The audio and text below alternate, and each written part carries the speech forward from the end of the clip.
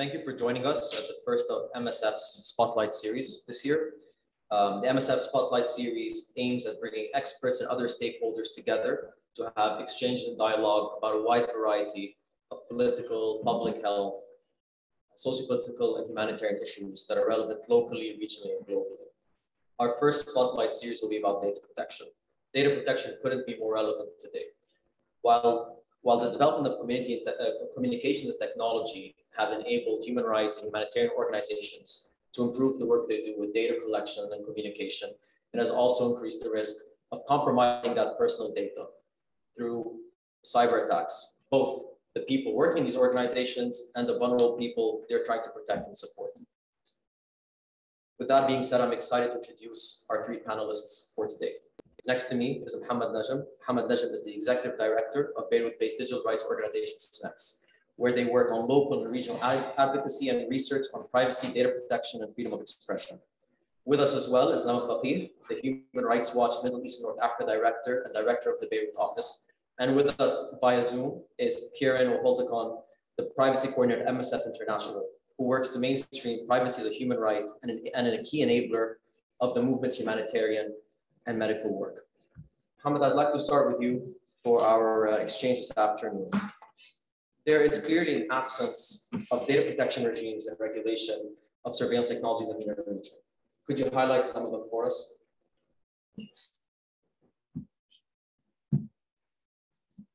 Thank you, Kareem. Thank you, MSF and Lama for being here.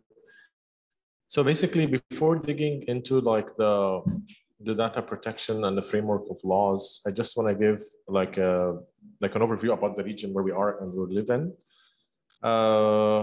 Basically, we can't talk about the digital space without looking at the Gulf states, specifically Saudi Arabia and UAE, where there's a lot of investment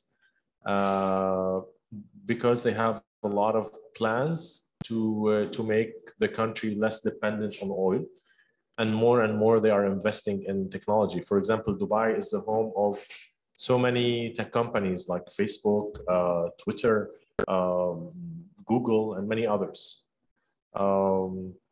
Investments also from the region, so sovereign funds are increasing, specifically as well Saudi Arabia and UAE. There's the PIF from Saudi Arabia and Mubadala from UAE. They are one of the largest on the global level. And to give a couple of examples, PIF from Saudi Arabia, they have invested before in Uber and so many other tech companies. And also Mubadala, they have been increasingly doing the same. One of the most recent investment for Mubadala is Telegram, the application that has end-to-end encryption.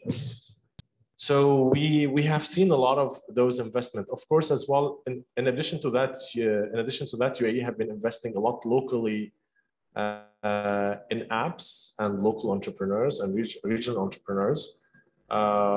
We have also seen a lot of interest of using technology as a way of control from these two states. So mainly UAE, they have basically invested a lot, and they are looking at different ways to do more surveillance. Going into the technology as a way of control, we have seen in 2020, there has been a lot of contracts. A lot of Gulf states, including Bahrain, Oman, Saudi Arabia, UAE, and many others, they have signed contracts with the Israeli company, the NSO, to do a lot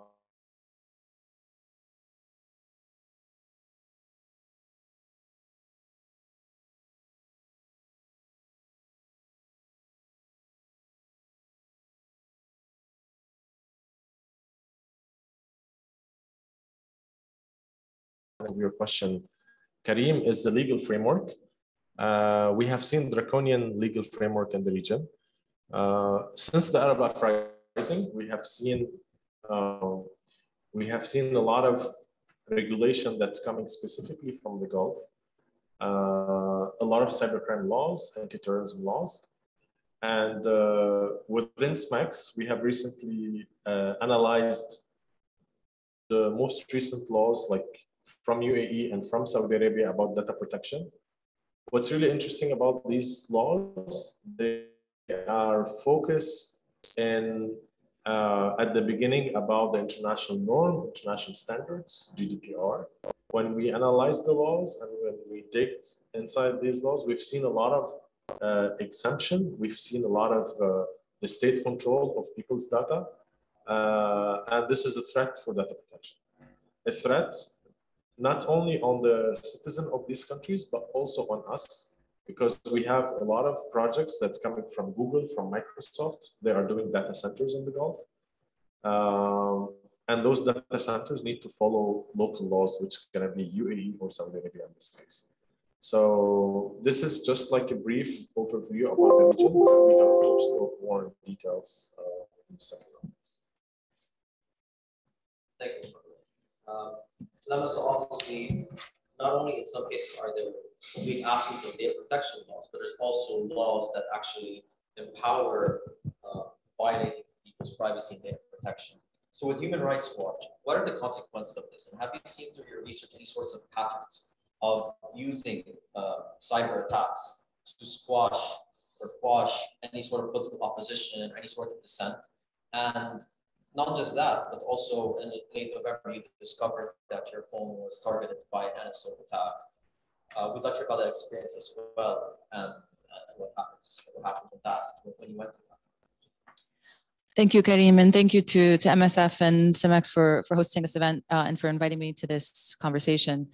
Maybe I will start with the personal and sort of go out from there and discuss the broader trends that we have been documenting and that other activists in the space have been documenting related to surveillance technologies, but also related to data protection concerns.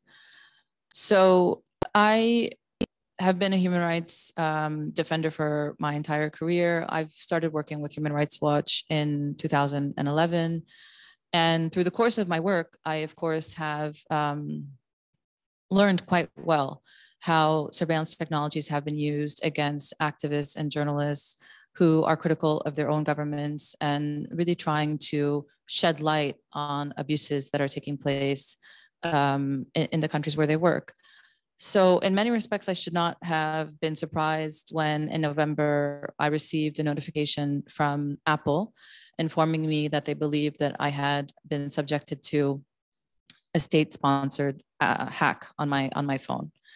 But I was surprised. I was shocked to receive the message. I at first didn't believe the message was authentic. But after we authenticated the message and we conducted some forensics analysis on my device, we did in fact confirm that I had been targeted by a government using NSO Group's Pegasus software on at least 5 different occasions. And the attack that I was subjected to is what's called a zero-click attack. And these attacks are really nefarious because you don't have to do anything to initiate the attack. There is actually no way that I would have known that the attack had taken place had it not been for this notification from Apple. And once the software is on your phone, it can really access anything there. Your messages, your tokens, your emails. It can even capture your voice. It can take over the mic. It can take over the camera and really just act as a surveillance device. The attacks against me were between April 2021 and August 2021. And I wanted, of course, to understand which government was responsible for the attack, what data they had taken from my phone, and why had I been subjected to this attack. And unfortunately, I don't have answers to a lot of those questions. During the time that the attacks took place, I was working very intently on an investigation into the Beirut blast explosion. So I had suspicions that it was related to the work that I was doing there. But even that didn't tell me, which government may have been interested in knowing what Human Rights Watch was investigating and who we were speaking with about the blast investigation. I also have no way of knowing what data was taken off of my device. The device that was targeted was a personal device, so it wasn't connected to Human Rights Watch's systems. but I didn't know how my contacts were being used. And again, how my mic or camera may have been used to try to spy on me and to have access to, information related to the work that I was doing. We contacted NSO Group after we learned of the attack and asked them to pursue an investigation into how their technology was being used. NSO Group, continues to state that their technology is used to stop serious crime and terrorists, but the evidence really speaks to another reality. And that is that this technology is being used with regularity by governments in the region and beyond to target human rights defenders and to target journalists. These attacks, of course, they undermine the security and the privacy of the targets, but the adverse outcomes are actually much more far-reaching than that. We know that individuals that have been targeted have been detained. In some cases, they or their relatives have been subjected to torture and have even been killed. So again, I think the concern that we have, particularly in an era where more and more of our lives are accessed through our devices, is how do we keep ourselves secure? And Human Rights Watch and other organizations like us do take a number of steps to try to maintain the security of our staff's devices and to ensure that the communications with our contacts are secure and that we're not putting people at risk. But the reality is that that is not enough. What we see is that there continues to be an absence of regulation of surveillance technologies. And this is why we and others have called for a moratorium on the sale and export of surveillance technologies until a human rights respecting framework is in place. And this, may feel like a far-reaching recommendation, but this is really what is required to ensure that this technology is not used in a way that is undermining rights. And again, the self-censorship that happens, the damage to people's ability to access the truth, these things are what is at stake when we talk about surveillance technologies targeting human rights activists and others. I'll pivot just to speak a little bit more about data protection issues in the humanitarian context. And we are concerned about the growing trend towards collecting more and more biometric data in a humanitarian context, and the government's supporting of third governments to develop data collection systems to hold biometric data, and the implications that that has for human rights.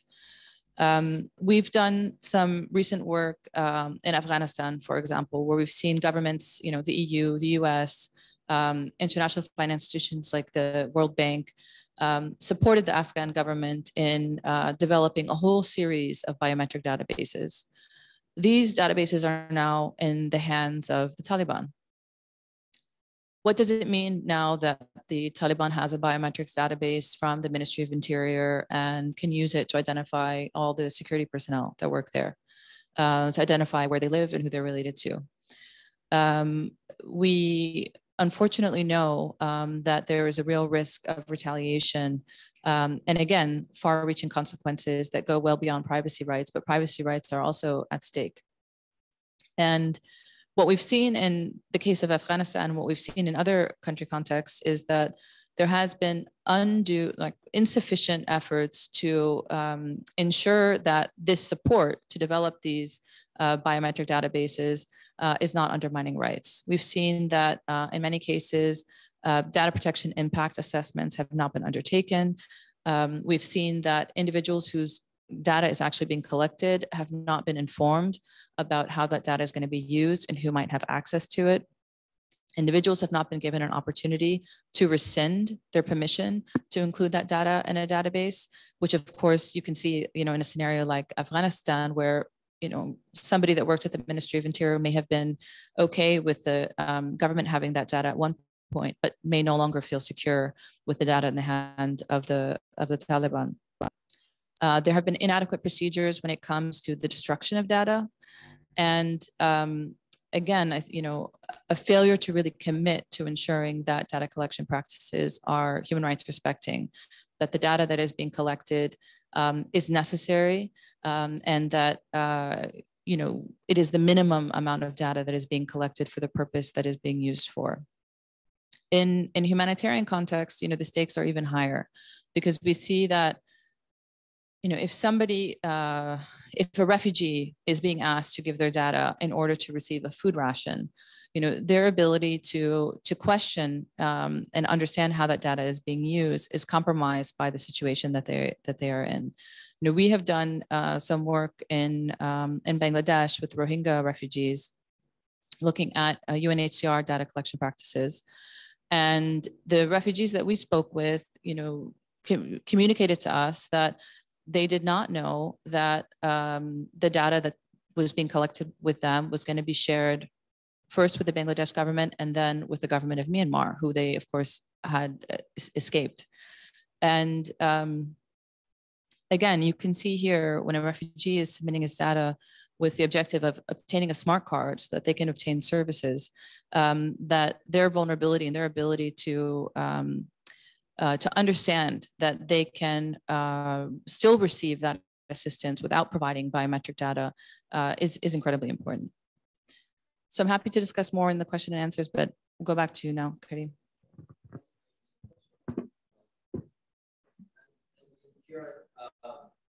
Given your role with MSF, we're interested in hearing about data protection, what it means that data protection is a human right from MSF perspective, and how data protection enables effective humanitarian work, considering the large number of people MSF supports around the world. Hi everybody. Hi Karim. Hi Mohammed. Hi Lama. It's great to be here today, and I'm really humbled and honored that I can participate in this event. I'm very sorry that I can't be with you. I'm currently in Geneva, but I'm originally from Ireland and I've only recently moved to Geneva. Can people hear me? Can I just check? Can people hear me? So can I just check? We have 15 minutes just for our individual. I have a short presentation. Can I share the short presentation? Is that possible? Will I try and see if I can share the short presentation? It has been Ronnie. The host has disabled participant screen sharing. Is it possible for me to share my presentation? Or Ronnie, could you share it from me? Yes. Because I sent Ronnie. I've sent it to you. Or if you could enable screen sharing for all of us. So in the presentation, just to let you know, I'm relatively new to MSF. I started in June last year, so I'm learning about our magnificent movement and the humanitarian sector and the incredibly important work that you and we all do in the humanitarian sector. My background is in Ireland, where I worked in the NGO and community and voluntary sector, in the charity sector for quite a long time, and also I worked in the education sector. And as I'm saying, I never thought that there would be a day that I would be participating in an event that's been held by MSF Lebanon, and I'm deeply grateful for this.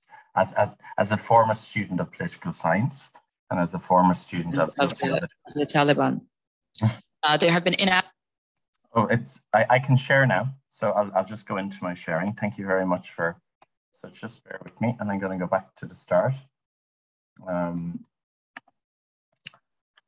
So we're talking today on strengthening humanitarian action through data protection. So in the presentation, I'm just going to very briefly explain, because I know this is an audience of the general public in Lebanon and beyond. What is MSF, or Médecins Sans Frontières? I'm still learning French, so forgive me for my French pronunciation. So I'll quickly go into it. So MSF, we're an independent medical humanitarian organization. Last year, we celebrated our 50-year anniversary in 2021. It was originally set up in France by a group of dedicated French doctors and journalists. MSF what? We provide emergency medical services anywhere in the world where the health system is under threat, and it can be under threat from many various different reasons. It could be conflict, natural disasters, economic and political challenges, chronic underdevelopment. And MSF is when we go into the statistics later, it's actually based in 70 countries. So some of the operations and projects we have are long-standing and have been ongoing for 15 or 20 or 25 years, and they're in relatively stable contexts.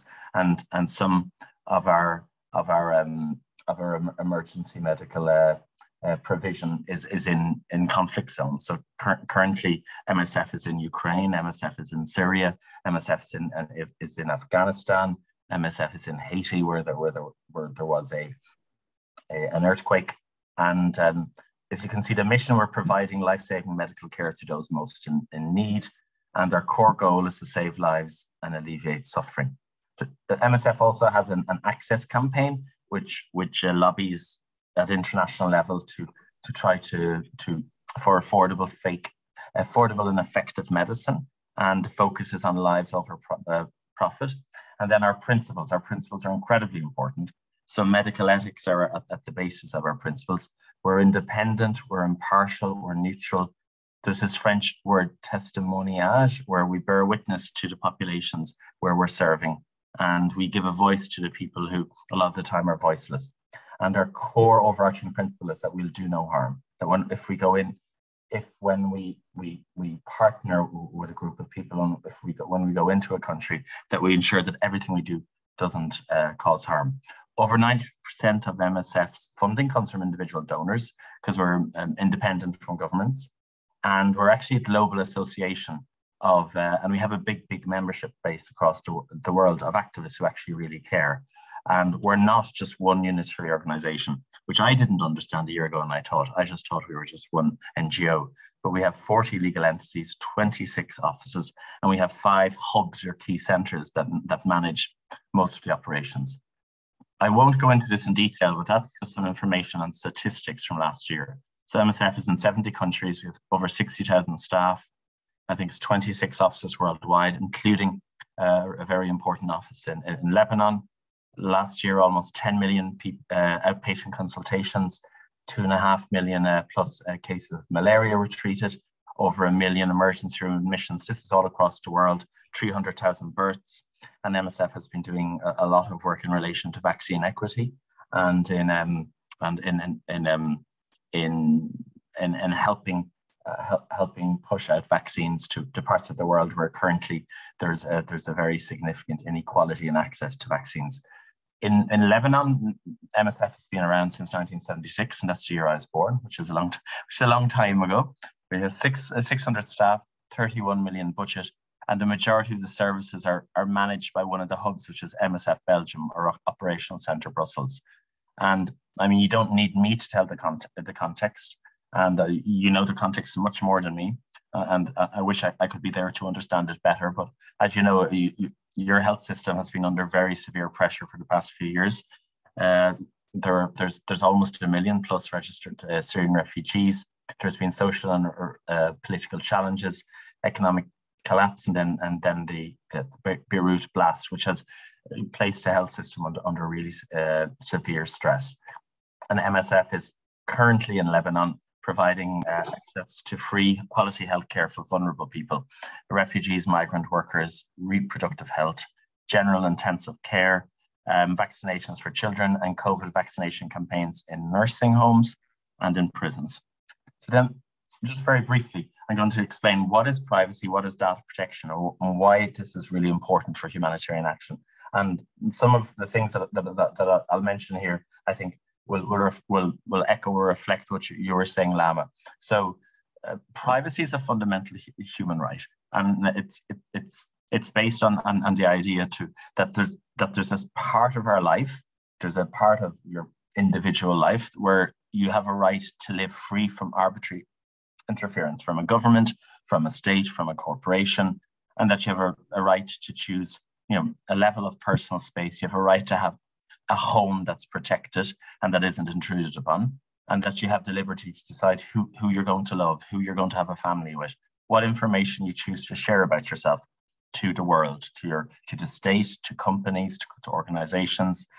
And I know both Mohammed and Lama were talking about surveillance, and surveillance is becoming more and more of a threat and a key issue. Now, I'm very fortunate and lucky to live in Europe, where we do have more strengthened privacy rights. But privacy rights are there to protect public from unlawful and unnecessary government or corporate surveillance of our personal communications. And we have to remember because sometimes people will think privacy is a very elitist, bourgeois concept for rich people, or people who actually have very little else to concern about, people who don't actually have to worry about, do I have shelter? Do I have food? Do I have access? Do I have healthcare? Do I have access to a roof over my head? But actually, privacy, I mean, the concept of privacy across the world developed from the idea of the medieval or feudal times, when a serf was actually the property of their landlord, where people didn't have individual rights or freedoms, where you were basically a slave. And there's still sections of the world where people are treated as slaves, and where they don't have this idea that we have a fundamental area to practice what it means to be human, where we can't be interfered with, it isn't respected. If you look at privacy, the timeline, the UN declared privacy as a human right way back in 1948. There's a European Convention on Human Rights. In the US, there was a Privacy Act that dealt mainly with the government and how the government collected people's data. And then the League of Arab States, in the Arab Charter on Human Rights, privacy was actually included in that in 2004. Now I'm going to just explain the difference between data protection and privacy, because a lot of the time they're conflated and people don't necessarily understand the difference. And this is where it gets a little bit technical, and this is where sometimes it can be alienating and people can find it off-putting and abstract and a little bit boring. But actually, if it's explained properly, I think data protection has been really poorly communicated to people. So it's communicated at a very abstract technical level where people can't really understand what it means. But for an organization, so I'm an MSF, for any organization, any government organization, any private sector organization, any charity or NGO, data protection is a set of organizational and technical measures that are put in place by that organization. So their policies, their procedures, their legal contracts, their systems, their staff behaviors, and they're to protect personal data. So personal data is any data that can identify a living human being. If the data can't identify a living human being, then it's not considered personal data. And it's a piece of data that on its own or with another piece of data could identify a human being.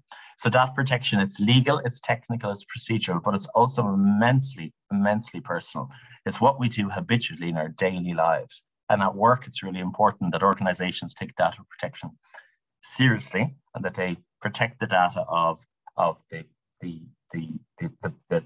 their customers, their clients, their patients, as in MSF that we're dealing with in communities, and also the staff as well.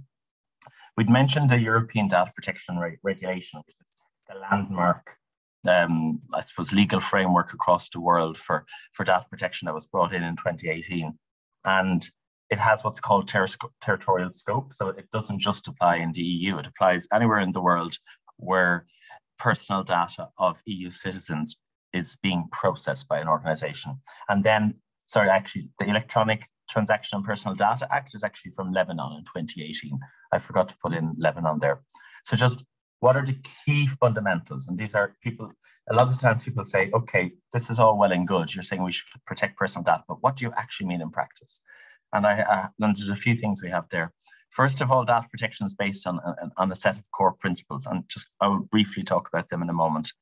But the main things that any organization, and MSF needs to do this, Human Rights Watch needs to do this, any company that you're dealing with or any government should be doing this. First of all, keep a data register of what data you hold, and that has to say what data you hold, where it is, and why you hold it. That's the first step. You're meant to undertake, I think, Lamy, you were saying, a data protection impact assessment for any new project. So anytime an organization starts collecting new information about individuals, personal information about individuals, there needs to be an impact assessment to see what is the risk to privacy. And then, but of course, you have to realize privacy is a fundamental right, but it's not absolute. There's always a balancing test. You know, organizations and especially charities like ourselves aren't just trying to cause privacy risk. Most of the time, we're really trying to help people. We're actually trying to solve a problem, and we're trying to do something that's genuinely going to improve people's lives and people's health and people's livelihood. So you have to try to assess the risk and then assess the need. You need to evaluate your vendors for their data protection. So every organization now uses hundreds and hundreds of vendors to process that personal data on your behalf. So currently we're using Zoom, and Zoom is a vendor. And so we have to ensure that if we're using vendors, that they can demonstrate that they actually have taken data protection seriously. And then there's the securing your data as much as possible. So an element of data protection is data security, and that we do it as much as we can to ensure that the technical and IT systems we're using and that the procedures and processes we have are going to respect confidentiality. And then there's the basic thing that every individual has to take into account is just be extra careful with your data. Don't leave it open. Don't leave lots and lots of files on your desk with very, very sensitive data. Don't leave files that should be locked away open. Don't have a laptop with that isn't encrypted and that doesn't have an access code. And do whatever you can as an individual, but also as an organization, to show that you're trying to take this seriously. And then there's sensitive data. Most data protection law will define sensitive data as data that's extra sensitive, and that can actually, if it gets into the wrong hands, could actually cause serious risks to those individuals. So that's any data related to your medical history, any data related to your religion, your race, your sexuality, your sex life, your politics. And I think you've also said, Lama, biometric data or GPS data, which can actually pinpoint you where you are. And then the final step is we always have to have an effective process to manage personal data breaches, because breaches will happen, but organizations have to demonstrate that if breaches do happen, that we have to have a process to ensure that we can effectively deal with it. I mentioned data protection principles. In MSF International, and I work for MSF International, which is like the secretariat for the movement, we have 10. I'm not going to mention the 10 because 10 is far too much. We don't have time. But I'm just going to mention 4 of these. The first one overall is that our principle of do no harm. So number 1, you can see there, like when we're processing personal data, we have to make sure that what we're doing isn't increasing harm to individuals, that it's not reducing their rights, that it's not putting them at further risk. So everything has to be based about do no harm. Then number 3 there is very important. It's called purpose specification. So when an organization collects data for one specific purpose, that purpose needs to be documented, that there needs to be a strong rationale for that purpose. And you can't just collect the data for one reason and then decide to use it for another reason, which in the past, before we had strong data protection laws, most organizations, and I'm just saying the organization that I used to be in University College Dublin, and almost every organization I ever knew, they collect data just in case. So it might be helpful to collect that data, and they'll collect as much data as they can think, because they think, sure, the more data you have, the better, because you can have better insights and you can do better analysis. But no, so something quite basic. If an organization has CCTV cameras outside in its premises, and if the purpose, the legal basis of that is to stop crime, is to ensure that there's no criminal theft or that somebody doesn't break into it, you can't then use that for another purpose, such as monitoring your employees to check and see whether the employees are starting at the right time or finishing at the right time. So there always has to be a specific purpose, and you can't just change your purpose just because you feel like it. And then the 4th one is data minimization, which is crucial. And this is, a lot of people think confidentiality and data protection is the exact same thing, and it's not. The less we collect extra confidential data, the less then we need to put in all of these the systems in place to ensure that the data is safe. So I think, as you were saying, when you're collecting data, you might say to yourself, okay, we need the person's name, we need the person's, possibly their date of birth, and we need their email address. But do we actually need to know, their nationality? Do we need to know their health status? Do we need to know extra information? Do we need to know their family information? Do we need to know, so it's about when you're developing a new process, only collect the minimum amount of data that will help you achieve the goal you want to achieve. And don't start collecting lots and lots of extra data just because you think it's helpful to collect it. So purpose, specification, and data minimization are really important. I won't go through the rest of the principles. How much time do I have? Because I'm finishing up now. I'm just going to just bring it back to data protection and humanitarian action, because this is really important. So it's important to say it, and I mean, I have training now in data protection law, but my background isn't actually, I'm not a lawyer. My original training was in politics and social science and statistics, so I understand data. But a lot of the language of data protection can be very alienating and very abstract. And I just think data protection law has been really poorly communicated to ordinary people.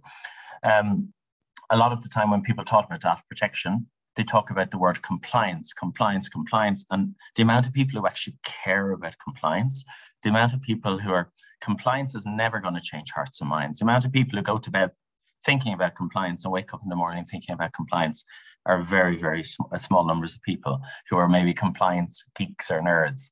And so if you're going to try to encourage people to take privacy and data protection seriously, you have to actually really sell the why. You have to explain to them that actually data protection is here to protect you. Data protection is an element of human rights. It's not about compliance. And then privacy is personhood. And that's a very powerful statement. Like, our privacy is part of our central humanity. It's part of our self-actualization. It's part of our personal dignity. And I think you'd mentioned there, Lam, about the abuse of the biometric data of the Rohingya people.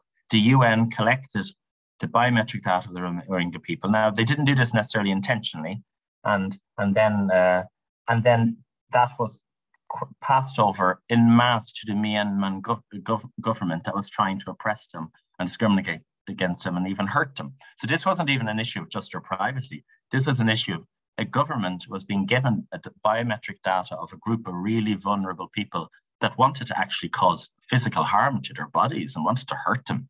And that shows why taking privacy seriously. And, you know, why did they need the biometric data? Did they need that information? If they'd used data minimization, maybe they wouldn't have collected that amount of data. And then data protection is actually a broader issue of equality, diversity, inclusion, human rights, and justice. There's a misconception that data protection is elite driven and that it's top down and it's coming from the legal profession and it's coming from lawyers. And I mean, I understand this, because you very rarely see people marching on the streets for their rights, saying we want our privacy rights. But people do march on the streets for anti-racism. People do march on the streets. Women march on the streets for their rights. People who are being discriminated against, dictatorial governments will march on the streets. LGBT people will march on the streets. People with disabilities will march on the streets. A lot of people march on the streets, and for what you see as basic fundamental human rights and freedoms. But the thing is, the more money you have, the more power you have, the more education you have, the more resources you have, the more you can protect your data.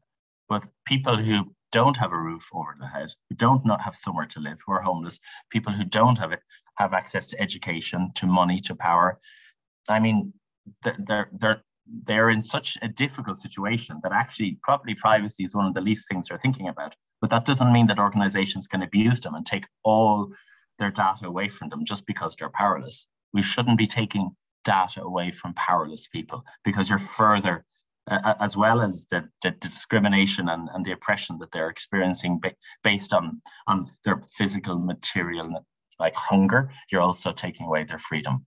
And then the final thing is data protection and humanitarian action. Like, every organization is on a journey. Data protection is a relatively new concept.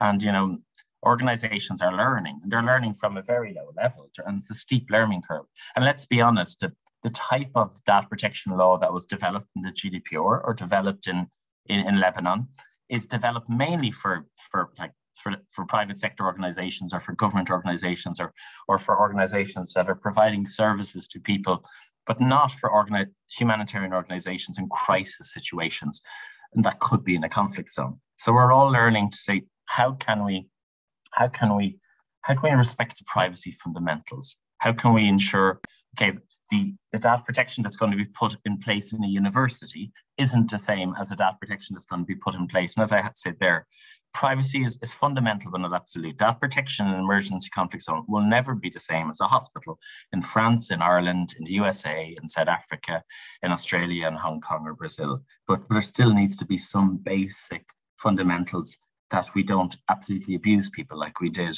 of the Rohingya people, and that we have to try to understand what are those fundamentals, what are those ways that we can protect people, and we can do the minimum to ensure that we're not doing further harm.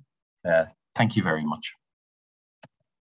Thank you so much, Kieran. And yeah, clearly there's definitely a steep learning curve when it comes to this. And I think before we take an audience questions, I think I'd be interested in hearing from speakers a little bit about, you know, to whatever extent they'd like to. I think we're running a little bit short on time, so to keep it a little bit brief, you know, how activists are fighting back.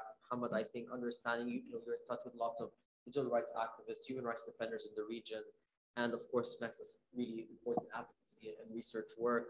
And of course, the rest of the speakers, you know, feel free to jump in. Also interested in hearing about how we can protect ourselves better, and if there are resources that can help us to do so, considering that the legal framework is still not up to par with human rights organizations. And as Kieran said, it's a very steep learning curve to ensure that all data collection, even from humanitarian organizations, it's a process, right? So,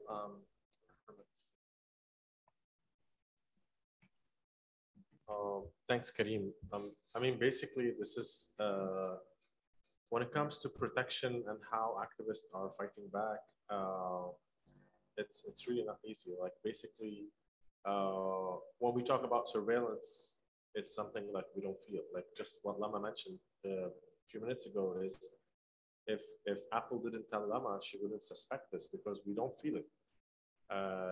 Compared to like a new law that's coming out that we all know about it, or like freedom of expression case that someone is being detained.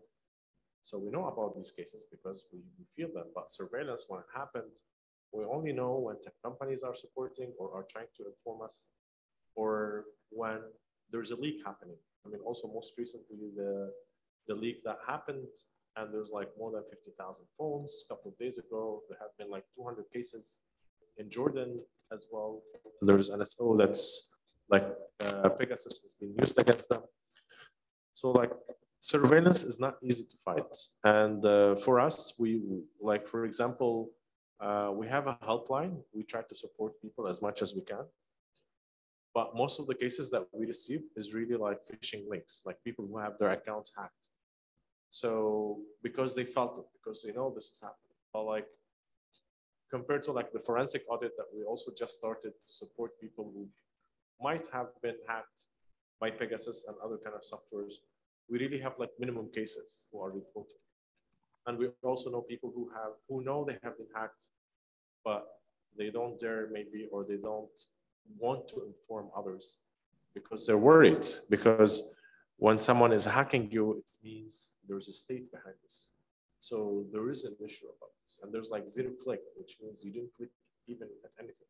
So this requires more international advocacy. We need to make more pressure. I admire what Lama did and Human Rights Watch work on this. Like we really need to push Western democracies, tech companies to help. We also have a role as civil society to talk about this, to do more research about this stuff. Yeah, I mean,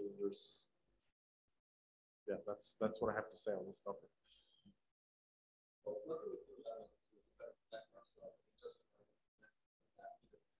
Digital security is becoming a part of HRW's wider mandate in its research in recent years. So what can we do to protect ourselves better?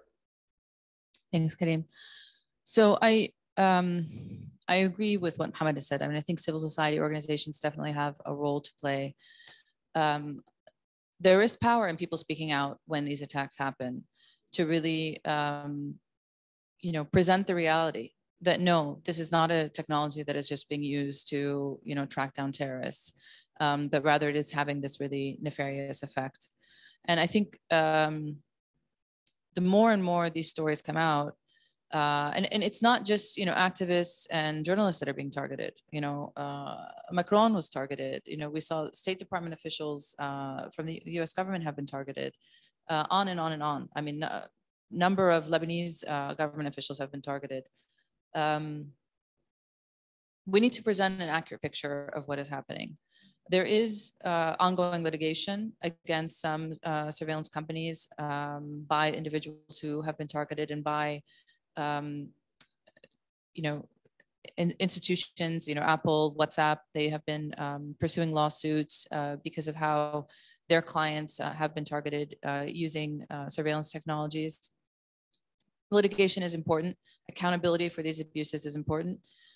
There is a role that governments can play in also ensuring that their tech companies are not being used by surveillance companies in the furtherance of their development of their technology. So the export controls is important, sanctions. There is much more that governments can be doing to protect their citizens from these types of attacks. And again, you know, we need global regulation of this industry, which is currently lacking. So I know it is difficult to speak out. I think it is important for people to do so, even if they want to do so anonymously, so that, again, we can be presenting a more accurate picture of how these technologies have been used. And it is my belief that, you know, what we know is really the tip of the iceberg, and that, you know, the full extent of it, it is actually much more widespread. And I think, and this should concern us all. Thank you. And Kira, would you like to add anything?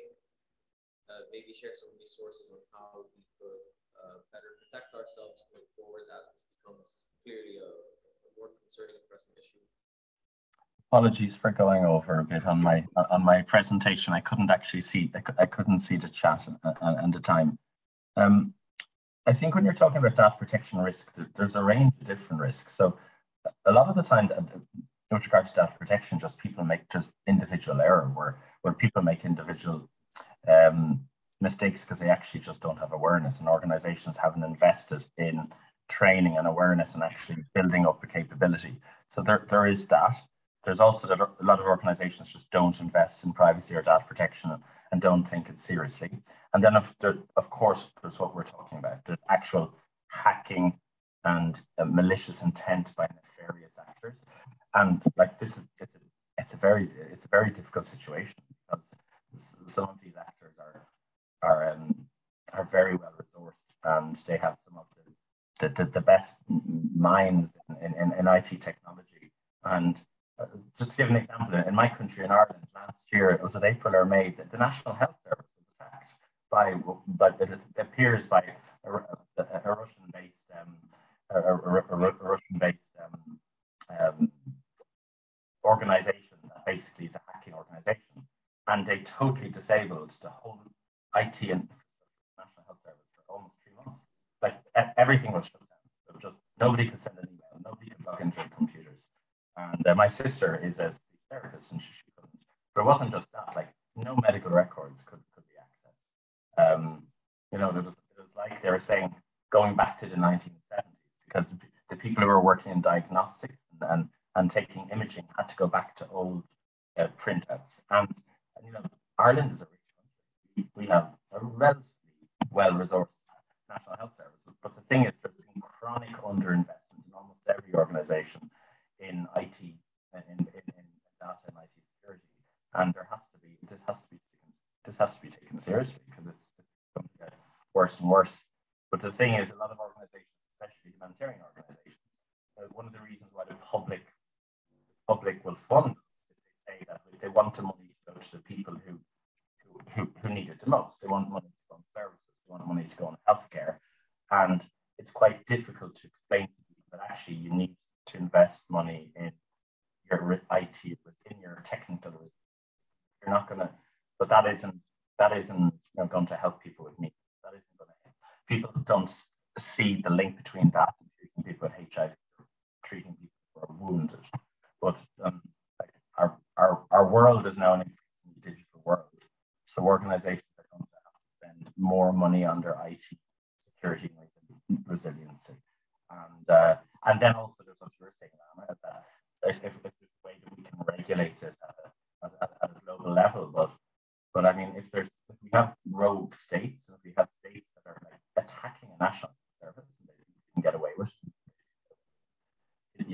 you're in quite a difficult. You're in a.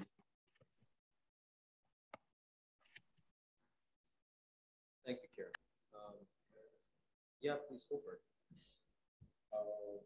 I just want to add something that, of course, there's like malicious actors coming around from the States most of the time, like Dark Matter, which is another company that is based in UAE. They kind of liked the NSO model, and they're trying to do the same on a local level in UAE. So that is happening. And unfortunately, I don't see like the legal framework that is being coming out from each Arab state country is kind of protective for data protection. So there is an issue in the legal framework. But also from another angle, I see a bigger role for the tech companies where they really need to do human rights due diligence. Like they're like we have talked to Google before about Saudi Arabia.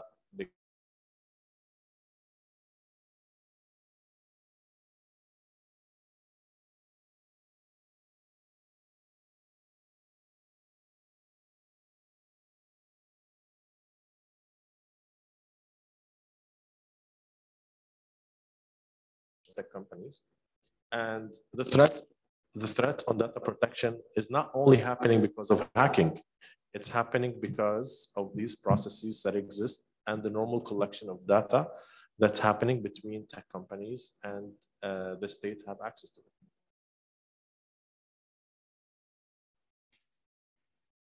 Thank you. Yeah, so it's clear there's a wide variety of actors who are, who all have different role to play to ensure that we maximize the movement of our data protection. It's clear not just governments, it's also tech companies that perhaps aren't doing their due diligence to the extent in which they should. I think if we have any audience questions, we will take them now. Roni, have people been sending us questions? We could. Speakers.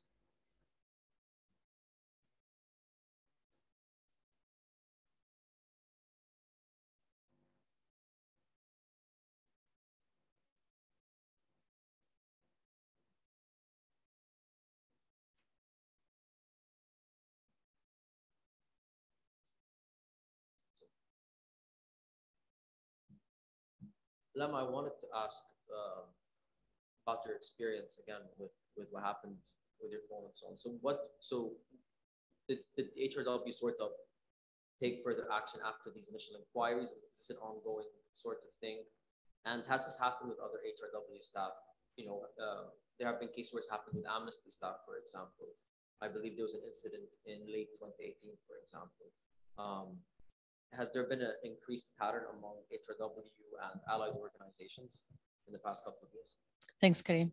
So there are a number of steps that we took after we learned about the attacks against my iPhone, and they did include also checking the devices of a number of other staff who our security team deemed to be high risk, including the staff that I work closely with.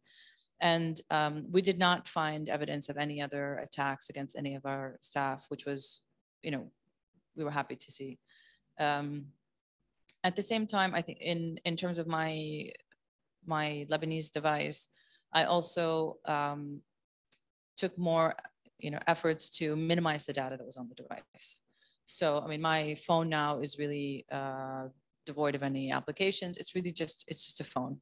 And the data minimization was really the best way for me to protect against this type of attack, because there's no way to stop the attack, and it can happen regardless of you're not doing anything. So I think we did institute sort of some other protocols, which we're not able to sort of discuss our security protocols in detail just to maintain the efficacy of them. But data protection is something that the organization takes very seriously, both in terms of the staff's data, the way that staff collect data, and the way that data is stored. And this, I think, really is very similar to what we're seeing with organizations like MSF. In terms of whether this is a broader trend, we are receiving, and more information is being published about activists and human rights defenders being targeted, particularly in the region, and particularly women's rights defenders. And we've seen that the attacks against women's rights defenders are they're targeted in particular ways. The fact that they are residing in patriarchal cultures, where the fact of their activism is critiqued just by virtue of the fact that they're women, is being exploited to undermine them. And again, my concern is that this is going to result in people opting out, that people will be more afraid to engage in the activism that we need them to do to advance rights in the region. Thank you. And I guess perhaps we can wrap this up with what are some practical steps individuals can take? People that don't necessarily have political power or aren't, don't have the advanced necessary technology to protect themselves. But many people have smartphones now, many people engage, online, share a lot of their personal data, whether or not they know that they are. What are some practical steps that individuals can take to protect their data going forward to minimize the potential risk of these attacks, or to at least mitigate the damage of a possible cyber attack?